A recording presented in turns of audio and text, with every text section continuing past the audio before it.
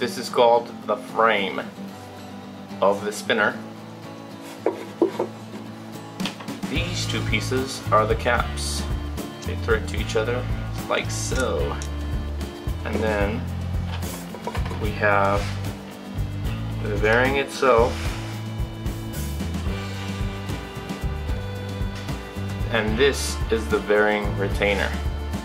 And let's put it together.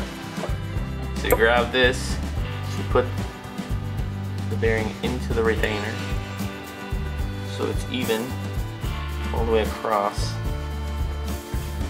like so. It'll pop.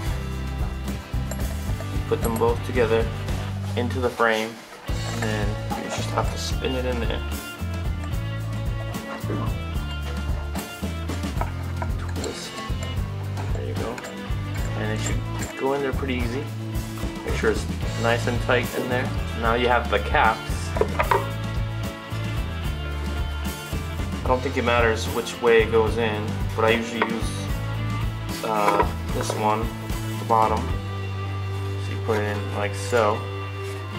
It goes in, just put it down,